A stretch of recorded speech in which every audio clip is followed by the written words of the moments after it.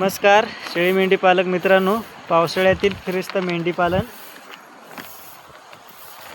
पावसामध्ये फुल पाऊस असला तरी मेंढ्या व्यवस्थित चरतात. फक्त त्यांना वातावरण इथला शूट झालेला पाहिजे. आता पाऊस उघडलेला आहे. हा जुलै महिना आहे. जुलै महिन्याचा पाऊस 5-6 दिवसमध्ये पाऊस जास्त होता. आता परत 3 ते 4 दिवस पाऊस जास्त होता.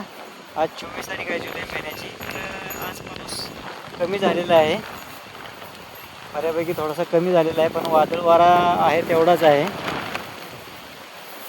त्याच्यामुळे आज त्यांना सोडले 2 दिवसांनी. जास्तच पाऊस असेल म्हणजे जास्त पाऊस म्हणजे जेव्हा ऑफिस इतर शाळेत वगैरे वादळ वाऱ्यामुळे सुट्ट्या असतात ना, काय 2 ते 3 दिवस, तेव्हा त्यांना जास्तच पाऊस असल्यामुळे त्यांना सोडत नाही की त्यांची घरीच खाण्याची व्यवस्था केलेली आहे. त्यांचा चारा घरी त्यांना भरलेला 4-5 दिवस सतत खाता येईल असा. बाकी दिवस ते अशा रानातच चरतात.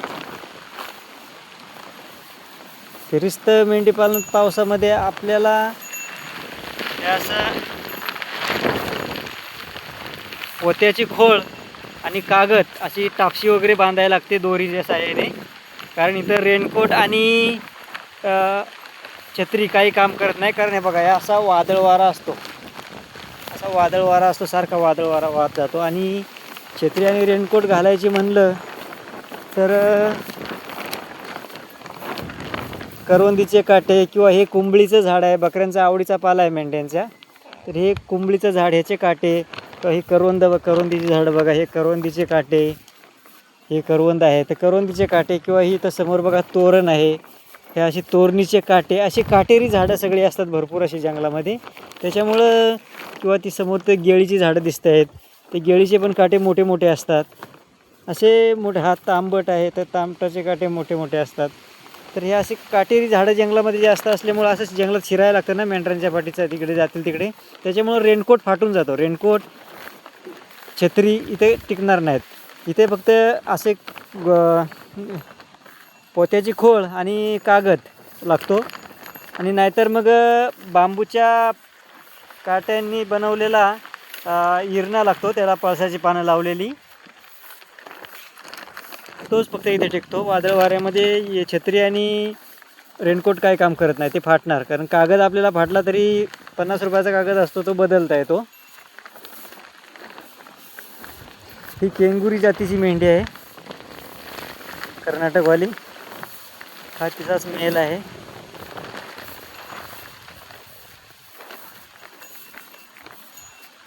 अशी पावसामध्ये शांत चरतात.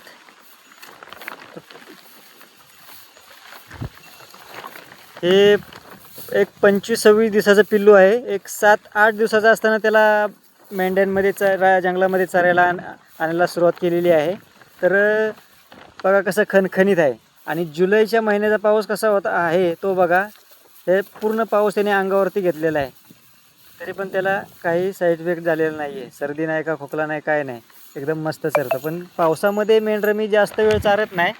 एक 9 वाजता सोडली तर एक 2 ते 2-2:30 वाजेपर्यंत घरी जातात. 2-3 वाजेपर्यंत किंवा 1-1:30 वाजेपर्यंत जास्त जसा पाऊस असेल, म्हणजे 4 ते 5 साधारणतः दिवसात 4 ते 5 तासच चालतात. पण जेव्हा पाऊस जास्त असतो ना, तेव्हा मेंढरं असो किंवा बकरी असो, चारा फास्ट खातात, काही नाही चारतात, म्हणजे त्यांचं पोट लवकर भरतं.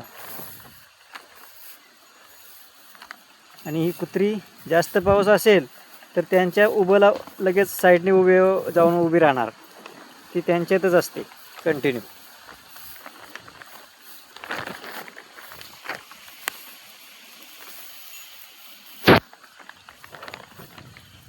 हे पहा, गेळीचं झाड बोललो ना, ते हे गेळीचं झाड आहे. त्याच्या असे गेळीची फळं आहेत, त्याला गेळे असतात. त्याच्या पूर्वी कपडे धुण्यासाठी, कपड्यांना लावण्यासाठी ते गेळे वापरायचे, ते हे गेळ्याचं झाड आहे. ते अशी सर्व काटेरी झाडं असतात जास्त.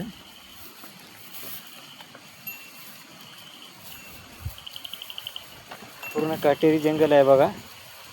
आता इथं आत शिरायला जायचं म्हटलं तर कागद फाटला तरी परवडतं, पण रेनकोट फाटला तर परवडणार नाही, छत्री फाटली तर परवडणार नाही. हे बघा, मेंढरू पावसाने किती भिजलं ना तरी एकदाच अंग झाडतं का पूर्ण त्याचं पाणी निघून जातं, हाताला पाणीच लागणार नाही. एकदाच पूर्ण अंगातलं पाणी त्याच्या अंगाला केसांवरचं पाणी झाडून टाकतं.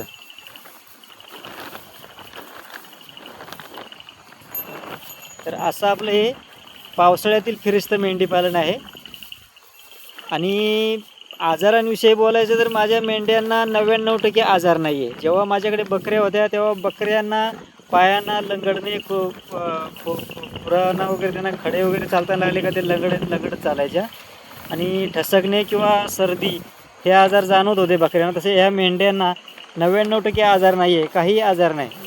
फक्त चार घेऊन यायचं, घरी घेऊन जायचं बस. एक संध्याकाळी त्यांना काही थोडाफार खुराक असतो घरी गेल्यावरती, गव्हाची भरडी वगैरे.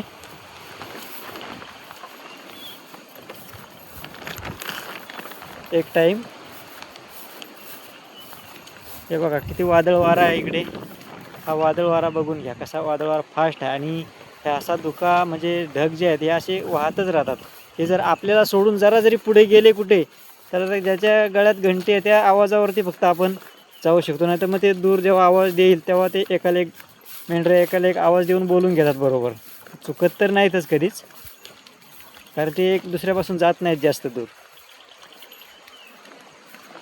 आणि मेंढराची जात पाण्यामध्ये बिंदास पाय टाकते, चरते. तसे बकरं दगडांवरती उड्या मारीत गेलं असतं. हे बघा किती पाणी आहे पण हे बिंदास असतात, पाण्यामध्ये चरतायत बघा खाली. बिंदास पाण्यात पावलं टाकतायत, पाण्यात चरतायत. तर असा हा आपला पावसाळ्यातील फिरिस्त मेंढी पालन आहे. काही पावसाळ्यामध्ये मेंढी भिजल्याने किंवा चरल्याने पावसाचा काहीही साईड इफेक्ट होत नाही मेंढरांना. हे अशी करवंदाची झाडं आहेत. असं चुकून काटा वगैरे लागला तर फाटतो रेनकोट.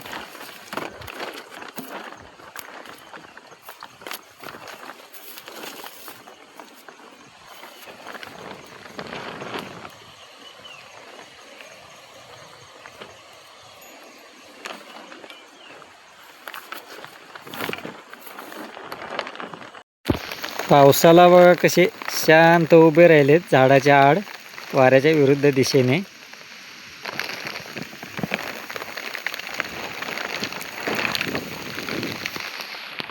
आपल्या मेंढरांची फक्त डिवॉर्मिंग 2 महिन्यातून मी डिवॉर्मिंगचं औषध दिलं जातं त्यांना 2 महिन्यातून. बाकी त्यांना कुठलंही औषध माहीत नाही. अगदी 99% ते 100% आपल्या मेंढरांना आजार नाही आहे. एकदम फ्रेश जंगलात चरतायत.